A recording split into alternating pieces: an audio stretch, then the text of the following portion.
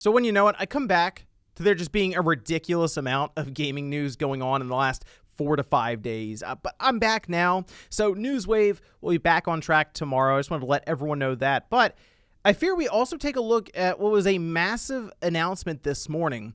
I was actually going over some of the notes and stuff for Newswave and realized that this part by itself was blowing up to be this massive section in the show. And I figured we would talk a bit about Pokemon Scarlet and Pokemon Violet here today and how it actually changes Nintendo's 2022, at least according to the internet. Guys, if you enjoy these videos, make sure that like button helps out a ton. And if you're new here to the Spawn Wave channel, make sure you subscribe down below. So big shout out to everyone. I appreciate all the well wishes and everything on Twitter, but I am happy to be back and start talking about gaming news and all that stuff once again. Let's actually head over here. This is the Pokemon website. They have an entire section now set up for Scarlet and Violet. This was revealed during the Pokemon Presents this morning, and they did a pretty good job, I think, of revealing it, because they sort of did that swerve where you didn't really know what was about to happen, and they kind of played into the idea of just shocking you that, yes, Gen 9 is debuting this year. And I think this is surprising to a lot of people for a few reasons. The biggest one, obviously, is that we had the Diamond and Pearl remakes, then we got Legends Arceus, and now, all of this within 12 months, by the way, we're seeing Scarlet and Violet kick off a brand new Pokemon generation. I've been saying for a little while that I did think that we would see a brand new Pokemon game at the end of this year for Nintendo's holiday. I actually even said that there's a video that I didn't even publish where I went over Nintendo's 2022, and that was one of the things that I had brought up is, yeah, I think Nintendo's going to have another big release. I don't think it's just going to be Legends Arceus downloadable content, which was probably the alternative for a lot of people. If we weren't going to have a new Pokemon game, it would probably be some new, maybe part of Arceus that you can explore, a new Pokemon or something there.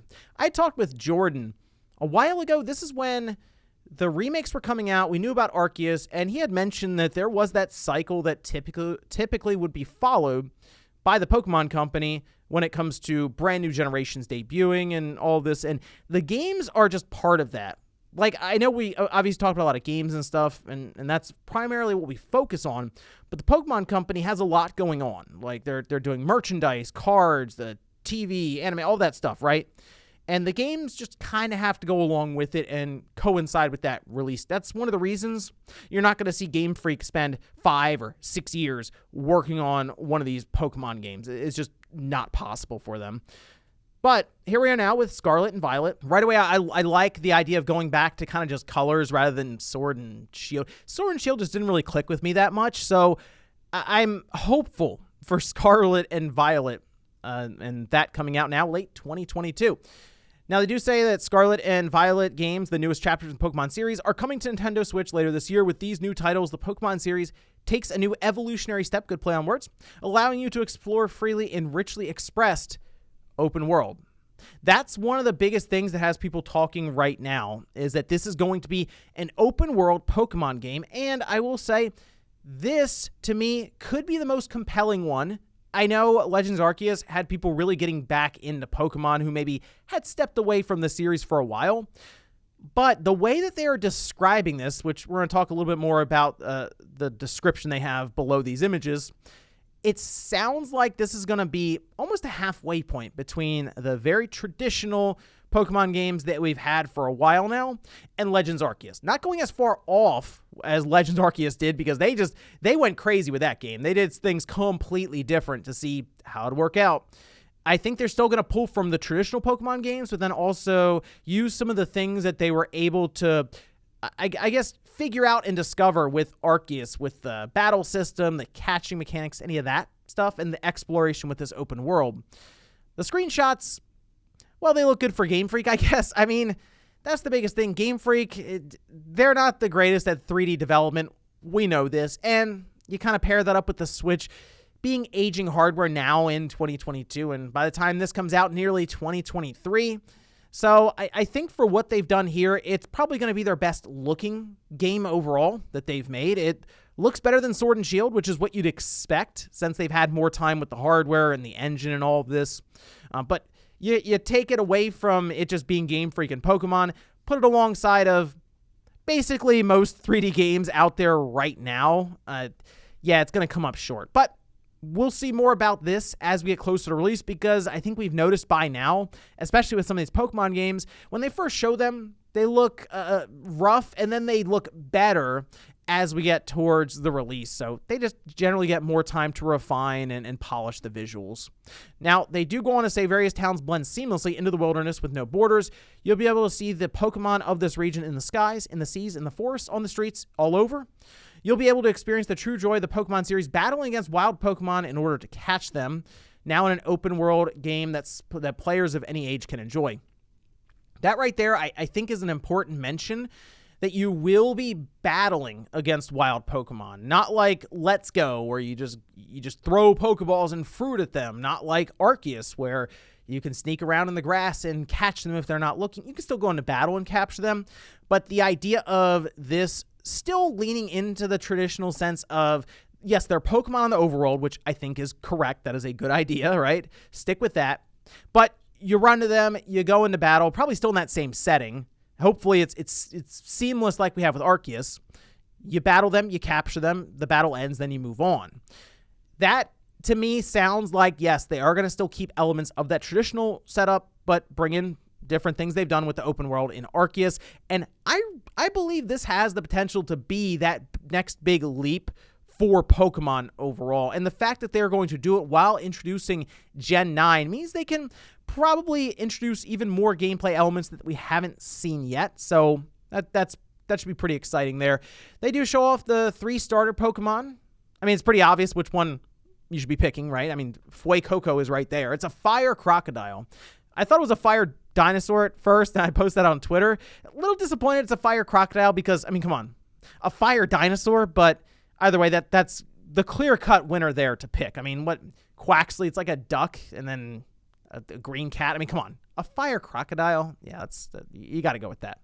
And then we have the main characters here, which they seem to show off like it's a big deal, but it just looks like it's a palette swap for their clothes between Scarlet and Sure. Anyway, late 2022, more information still coming. There's a lot of questions with this, considering we haven't seen the battling system, even any of the catching stuff they're doing, and I'm sure plenty of other features and mechanics that will be introduced. So we'll see what they have for us really going through the rest of this year.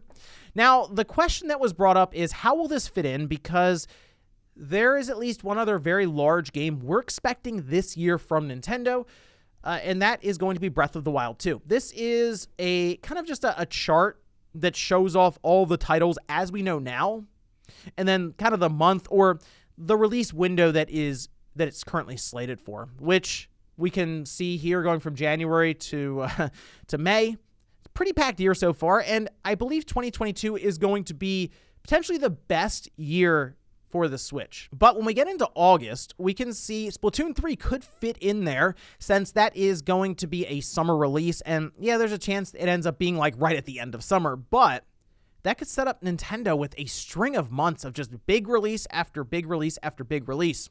So August could have Splatoon 3, September would have Xenoblade Chronicles 3, October could have Bayonetta, and then November could have Pokemon and maybe even Breath of the Wild 2. Some people are wondering if Breath of the Wild 2 is going to end up into 2023, and I don't think you can write that off, but I feel like they really want it out in 2022. So much so that it might end up being a December release. Yeah, but could you imagine we get Breath of the Wild 2, and then like 2 weeks later, Gen 9 Pokemon releases? And make no mistake, that's Nintendo's biggest release of the year.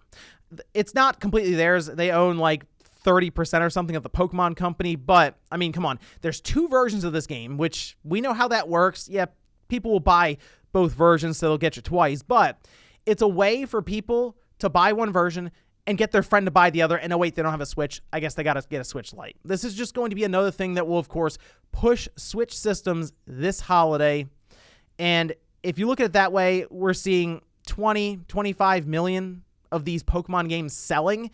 I don't know if Breath of the Wild 2 is going to match that right out of the gate. Over time, sure, but like, this is Nintendo's big release now for the holidays, and that makes people wonder, well, if Breath of the Wild 2 needs more time, it looks like they could take it and just push it into the first quarter, even first half of 2023. Although I guess that's not a bad problem to have if you're Nintendo. You're like, there's there's too much success in this holiday season. I guess we'll push that release into next year. There's just so much money to make here. But I mean, hey, it's looking like it's going to be a big year for Nintendo for that Switch. And these are just titles we know about now.